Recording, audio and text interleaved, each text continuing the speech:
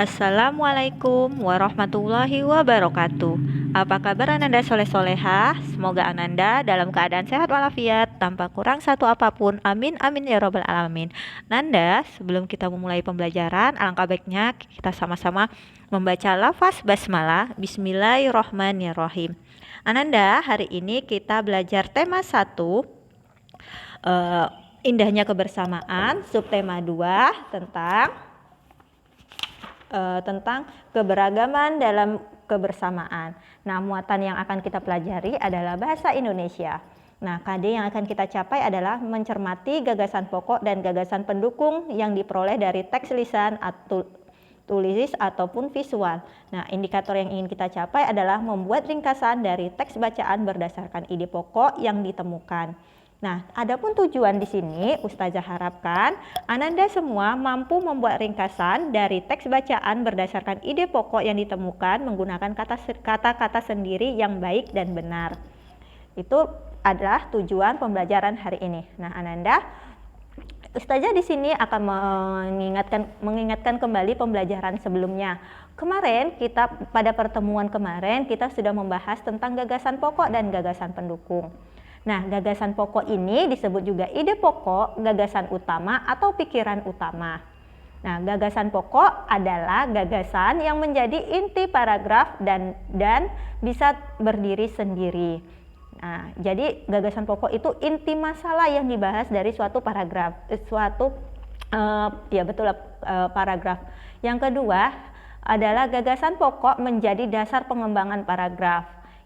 Kemudian gagasan pokok biasanya terdapat kalimat utama. Nah, jadi di dalam gagasan pokok itu terdapat di kalimat utama. Jadi sebelum kita menentukan gagasan pokok, kita harus menentukan kalimat utama. Nah, kalimat utama itu biasanya kalau tidak di awal, di akhir paragraf. Kemarin sudah Ustazah jelaskan. Nah, di sini selain ada gagasan pokok, ada juga gagasan pendukung. Nah, gagasan pendukung ini adalah gagasan tambahan informasi yang menjelaskan gagasan pokok. Jadi, kalimat-kalimat selanjutnya yang bukan kalimat gagasan pokok atau ide pokok itu berarti merupakan gagasan pendukung. Kemudian, bagaimana sih langkah-langkah menentukan gagasan pokok dan gagasan pendukung? Yang pertama, kita membaca paragraf dengan cermat. Yang kedua, kita harus mencari kalimat utama. Kemarin sudah Ustazah jelaskan bagaimana mencari kalimat utama. Yang ketiga, cermati kalimat utama. Jika kalimat dapat diringkas, maka ringkaslah kalimat utama tersebut.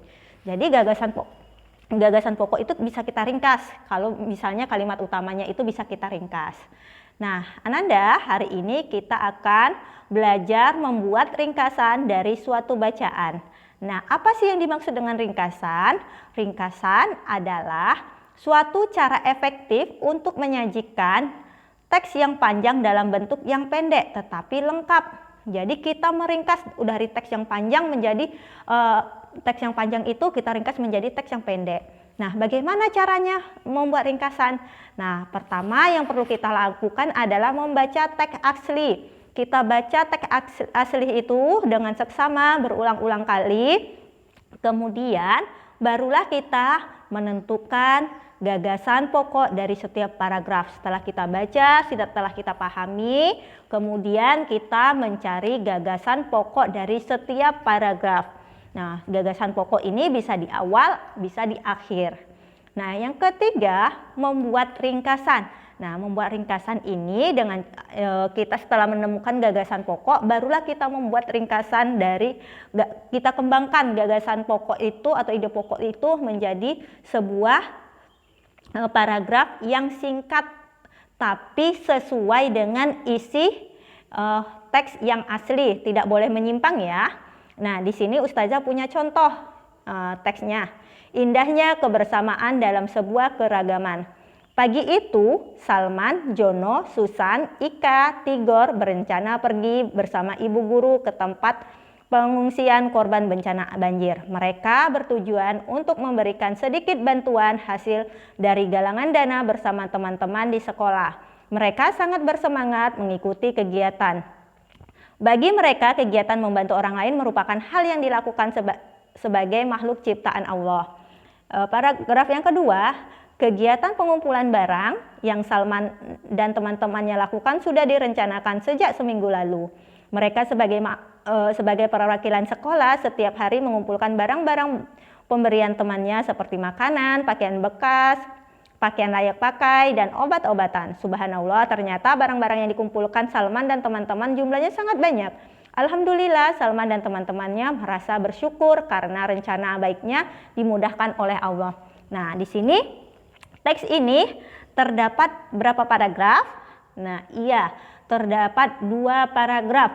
Nah, setiap paragraf memiliki ide pokok atau gagasan pokok. Nah, untuk paragraf pertama, gagasan pokoknya atau ide pokoknya terletak di awal kalimat. Terus, untuk paragraf kedua juga terletak di awal kalimat. Perhatikan contoh di sini. Nah, setelah itu tadi kita akan membuat ringkasan meringkas teks teks bacaan. Nah, caranya bagaimana? Yang berdasarkan teks ini kita akan membuat ringkasan teks. Bagaimana caranya? Nih caranya, mari kita buat ringkasan dari bacaan indahnya kebersamaan dalam sebuah keberagaman. Langkah yang pertama yang harus kita lakukan adalah membaca teks dengan teliti. Nah, tadi kita sudah membaca teks itu dengan teliti kan, dengan seksama. Yang kedua, langkahnya menentukan gagasan pokok dari setiap paragraf. Nah, jadi kita harus menentukan gagasan pokok dari setiap paragraf. Tadi Ustazah sudah menjelaskan. Paragraf pertama terdapat di awal kalimat. Nih, awal kalimatnya. Pagi itu, Salman dan Jono, Susan, Ika, Tigor berencana pergi bersama ibu guru ke tempat pengungsian korban banjir. Itu gagasan pokok untuk paragraf pertama. Nah, gagasan pokok untuk paragraf kedua, kegiatan pengumpulan barang yang Salman dan teman-teman lakukan sudah direncanakan sejak seminggu lalu. Nah, dari gagasan pokok ini bisalah kita membuat ringkasan yang baik. Nah, yang langkah ketiga adalah membuat ringkasan dari gagasan pokok tersebut. Nah, tadi gagasan pokok paragraf pertama, pagi itu Salman, Jono, Susan, Ika, Tigor berencana pergi bersama ibu guru ke tempat pengungsian korban banjir. Nah, Ustazah membuat ringkasannya di sini adalah pagi itu Salman dan teman-teman dan ibu guru pergi berkunjung ke tempat pengungsian. Mereka di sana memberikan bantuan yang telah dikumpulkan. Mereka sangat antusias dalam kegiatan ini karena kegiatan ini adalah kegiatan yang baik. Itulah untuk kesimpulan ringkasan dari paragraf pertama. Nah, untuk paragraf yang kedua adalah gagasan pokoknya adalah kegiatan pengumpulan barang yang Salman dan teman-teman lakukan sudah direncanakan sejak seminggu yang lalu. Nah, Ananda, Ustazah di sini meringkasnya, kegiatan pengumpulan barang yang dilakukan Salman dan teman-teman sudah direncanakan seminggu lalu. Mereka mengumpulkan bahan makanan, pakaian layak pakai, obat-obatan yang diberikan oleh teman-teman sekolahnya. Mereka merasa bersyukur atas kemudahan yang diberikan oleh Allah. Itulah Ananda cara meringkas suatu teks bacaan. Yang pertama yang harus kita lakukan adalah membaca teks dengan seksama, dengan teliti dan pahami terlebih dahulu. Kemudian yang kedua yang harus kita lakukan adalah dengan kita menentukan ide pokok dari setiap paragraf. Yang ketiga yang harus kita lakukan, kita membuat ringkasan. Ringkasan itu kita kembangkan berdasarkan ide pokok yang kita temukan menggunakan bahasa sendiri. Nah, yang baik dan benar.